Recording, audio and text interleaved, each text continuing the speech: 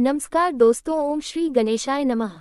जय श्री हरि। इससे पहले की कथा आप सभी ने सुनी और कमेंट बॉक्स में अपना भरपूर प्यार दिया। इसी तरह का प्यार आप हमेशा देते रहिएगा, क्योंकि आपका ये प्यार भरा कमेंट मेरे लिए बहुत मनोबल बढ़ाने वाला होता है और आपका ये छोटा सा प्रयास न जाने कितनों को उम्मीद की रोशनी दे देता है। इसलिए ऐसे ही उम्मीद की रोशनी यहाँ बांटते रहिए और सभी का साथ बनाए रखिए। अब सुनिए आज की कथा। श्री ब्रह्मा जी कहते हैं, प्राचीन सत्यों की बात है। इंद्र दमन नाम से विख्यात एक राजा थे जो इंद्र के समान ही पराग थे। वे सत्यवादी, पवित्र, दक्ष, उपभोग में समर्थ, दानी, प्रवचन बोलने वाले और विष्णु भक्त थे। इस प्रकार वे सर्वगुण संपन्न राजा इंद्रद्युम्न समूची पृथ्वी का पालन करते थे। एक समय उनके मन में भगवान श्री हरि की पूजा अर्चना करने का विचार प्रकट हुआ। अब वे सोचने लगे कि मैं किस क्षेत्र में, किस तीर्थ में, किस नदी के तट पर या फिर किस आश्रम में देवाधिदेव भगवान जनार्दन की आराधना करूं। इसी चिंता में पका उन्होंने मन ही मन पूरी पृथ्वी की ओर नजर घुमाई। समस्त तीर्थों, क्षेत्रों, नगरों की ओर देखा, लेकिन सभी को छोड़कर वे विश्वविख्यात मोक्षदायक पुरुषोत्तम क्षेत्र में गए। वहां उन्होंने बहुत ऊंचा मंदिर बनवाकर उसमें बलराम, श्री कृष्ण और सुभद्रा जी की स्थापना की तथा विधिपूर्वक स्नान, दान, तप, होम और देव दर्शन रूप पंच तीर्थों का अनुष्ठान करके प्रतिदिन भक्ति पूर्वक श्री पुरुषोत्तम भगवान की आराधना की और उन्हीं की कृपा से मोक्ष प्राप्त किया। मुनियों ने पूछा, हे सुरश्रेष्ठ राजा इंद्रद्युम्न, मुक्तिदायक पुरुषोत्तम क्षेत्र में किस लिए गए और वहां जाकर उन्होंने वह त्रिभुवन विख्यात प्रासाद किस प्रकार बनवाया? प्रजापति, उन्होंने भगवान श्री कृष्ण, बलराम जी और सुभद्रा जी की स्थापना कैसे की, यह सब बातें विस्तार पूर्वक बताने की कृपा करे। तब श्री ब्रह्मा जी कहने लगे, हे ब्राह्मणों, तुम लोग जो प्राचीन वृतांत पूछ रहे हो वह सब पापों को दूर करने वाला, पवित्र, भोग और मोक्ष देने वाला तथा अत्यंत शुभ है। इस प्रश्न के लिए मैं तुम्हें धन्यवाद देता हूँ। तुम जितेंद्रिय और विशुद्ध चित्त होकर सुनो। मैं सतयुग के राजा इंद्रद्युम्न का चरित्र बतलाता हूँ। इस पृथ्वी पर मालवा में अवंती यानी उज्जैन नाम की नगरी विख्यात है। वही राजा इंद्रद्युम्न की राजधानी थी। अवंती इस पृथ्वी के मुकुट के समान थी। वहाँ हष्टपुष्ट मनुष्य भरे हुए थे। उसकी चार दीवारें और दरवाजे बहुत मजबूत बने हुए थे। दरवाजों पर मजबूत किवाड़ और सुदृढ़ यंत्र लगे हुए थे। नगर के चारों ओर अनेकों खाया बनी हुई थी। नगर में बहुत से व्यापारी बसते थे। नाना प्रकार के बर्तनों की अच्छी बिक्री होती थी। रथ चलने लायक सड़कें और बाजार सुंदर थे। राहों से चारों ओर जाने के लिए मार्गों का अच्छी तरह से बंटवारा हुआ था। अनेकों घर और गोपुर बने हुए थे। बहुत सी गलियां उस नगर की शोभा बढ़ाती थी। राजहंसों के समान श्वेत और मनोहर महल लाखों की संख्या में बने हुए थे, जो उस पुरी की शोभा को और भी बढ़ा रहे थे। अनेकों यज्ञ संबंधी उत्सवों के कारण उस नगर में हमेशा आनंद छाया रहता था। गाने और बजाने की ध्वनि गूंजती रहती थी। तरह तरह की ध्वजा और ताकाओं से वह पूरी सुशोभित थी। हाथी, घोड़े, रथ और पैदल की सेना चारों ओर व्याप्त थी। अनेक प्रकार के सैनिक वहां भरे थे। अनेकों जनपदों के लोग वहां पर बसे हुए थे। ब्राह्मण, क्षत्रिय, वैश्य, शूद्र तथा विद्वान पुरुषों से वह नगरी सुशोभित थी। वहां मलिन, मूर्ख, निर्धन, रोगी, अंगहीन और ज्वारी मनुष्यों का अभाव था। वहां के स्त्री पुरुष सदा प्रसन्न रहा करते थे। वे सभी रत्नों के दाता और सब प्रकार की संपत्तियों को भोगने वाले थे। अवंतीपुरी में त्रिनेत्रधारी त्रिपुर शत्रु भगवान शिव महाकाल नाम से प्रसिद्ध होकर रहते हैं। वे समस्त कामनाओं के पूर्ण करने वाले हैं। वहाँ एक शिव कुंड है जो सब पापों का नाश करने वाला है। उसमें विधिपूर्वक स्नान करके देवताओं, ऋषियों और पितरों का तर्पण करें। फिर शिवालय में जाकर भगवान शिव की 3 बार परिक्रमा करें। इसके बाद स्नान, पुष्प, गंध, धूप और दीप आदि के द्वारा भक्ति पूर्वक महाकाल का विधिवत पूजन करें। ऐसा करने वाला मनुष्य 1000 अश्वमेध यज्ञों का फल प्राप्त करता है। वह सभी पापों से मुक्त होकर समस्त कामनाओं को पूर्ण करने वाले विमानों द्वारा भगवान शिव के परम धाम में जाता है। अवंती में शिप्रा नाम से प्रसिद्ध पवित्र नदी भी है। उसमें विधि पूर्वक स्नान करके देवताओं और पितरों का तर्पण करने से मनुष्य सभी पापों से मुक्त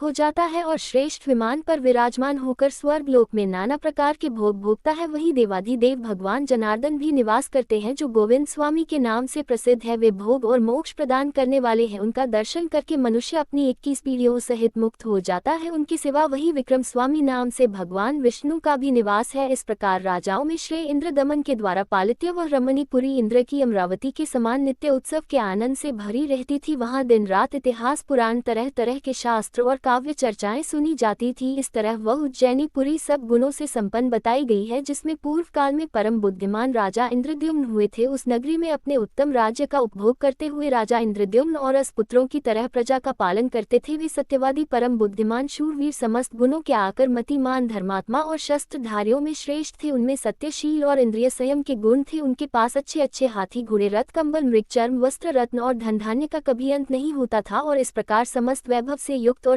समस्त गुणों से अलंकृत राजा इंद्र दमकंटक राज्य का उपभोग करते थे। एक बार उनके मन में यह विचार उत्पन्न हुआ कि मैं भोग और मोक्ष प्रदान करने वाले सर्व योगेश्वर श्री हरि की आराधना किस प्रकार करूं। तब उन्होंने यत्नपूर्वक समस्त इतिहास, पुराण, वेदांग, धर्मशास्त्र, ऋषियों के बताए हुए नियम तथा संपूर्ण विद्यास्थानों का विचार किया। यत्नपूर्वक गुरुजनों की सेवा की और वेदों के पारगांव किया। फिर इंद्रियों को वश में करके मोक्ष की इच्छा से विचार किया कि मैं सनातन पुरुष, पीताम्बर धारी, चतुर्भुज, शंख चक्र गदाधर, वनमाला विभूषित, कमल नयन, श्रीवत्स शोभित और मुकुट अंगद आदि आभूषणों से अलंकृत श्री हरि की आराधना किस प्रकार करूं। यह विचार कर वे बहुत बड़ी सेना को अपने साथ लेकर पुरोहित और व्रतियों के साथ अपनी नगरी उज्जैनी से बाहर निकल गए। उनके पीछे रथ पर सवार सैनिक हथियार हाथों में लेकर प्रस्थान करने लगे। उनके रथ विमानों के समान जान पड़ते थे, उन पर ध्वजा पताकाएं फहरा रही थी। रथी निर्वेदम की इच्छा रखने वाले थे। अंतःपुर की सब स्त्रियां भी वस्त्र आभूषणों से अलंकृत होकर महाराज के साथ चलती। उनके नेत्र पद्म पत्र के समान विशाल थे और शस्त्रधारी सैनिक उन्हें घेर कर चलते थे। ब्राह्मण, क्षत्रिय और वैश्य ने भी राजा का अनुसरण किया और उनके पीछे पीछे चलने लगे। अनेक नगरों के निवासी व्यापारी भी धन, रत्न, स्वर्ण, स्त्री और अन्य उपकरणों के साथ प्रस्थान करने लगे। अस्त्र शस्त्र, तांबूल, तिनके, काश, तेल, वस्त्र, फल और पत्र आदि की बिक्री करने वाले लोग अपनी अपनी दुकान लेकर राजा के साथ चलने लगे। घसियार, धोबी, ग्वाले, नाई और दर्जी भी हजारों की संख्या में साथ साथ चल रहे थे। मंगल पाठ करने वाले, पुराणों का अर्थ करने में प्रवीण, कथावाचक, काव्य रचयिता, कवि, विष झाड़ने वाले, गरुड़ विद्या के जानकार, तरह तरह के रत्नों की परीक्षा करने वाले, गज चिकित्सक, मनुष्य चिकित्सक, वृक्ष चिकित्सक, गौ चिकित्सक और समस्त पुरवास राजा के पीछे पीछे चलने लगे। जैसे दूसरे गांव को जाते हुए पिता के पीछे पुत्र भी उत्सुक होकर जाने लगते हैं, ठीक उसी प्रकार समस्त पूर्ववासियों ने भी राजा इंद्र दमन का अनुसरण किया और उनके साथ साथ चलने लगे। इस प्रकार हाथी, घोड़े, रथ और पैदल सहित महान जन समुदाय के साथ धीरे धीरे यात्रा करते हुए महाराज इंद्र दक्षिण समुद्र के तट पर जा पहुंचे। वहां उन्होंने रमणी समुद्र का दर्शन किया जो लाखों उत्तालित करी। उसमें बड़े जोर का शब्द हो रहा था। खारे पानी से भरा हुआ वह नदियों का स्वामी सिंधु, परम पवित्र, सभी पापों को दूर करने वाला और समस्त मनोचित्र को देखकर राजाओं में श्रेष्ठ इंद्र दमन को बड़ा आश्चर्य हुआ। उन्होंने समुद्र के तट पर पहुंचकर एक मनोहर प्रदेश में जो कि सर्वगुण संपन्न और पवित्र था निवास किया। मुनियों ने पूछा, हे ब्राह्मण, भगवान विष्णु के उस परम पवित्र पुरुषोत्तम क्षेत्र में क्या पहले भगवान की कोई प्रतिमा नहीं थी जो राजा ने सेना और सवारियों के साथ वहां जाकर श्री कृष्ण, बलराम और सुभद्रा जी की स्थापना की? तब ब्रह्मा जी बोले, हे महर्षि हो, इस विषय में समस्त पापों का विनाश करने वाली प्राचीन कथा सुनो। मैं उसे संक्षेप में कहूंगा। एक समय समस्त लोगों की सृष्टि करने वाले अविनाशी भगवान वासुदेव को प्रणाम करके भगवती लक्ष्मी ने सभी लोगों के हित के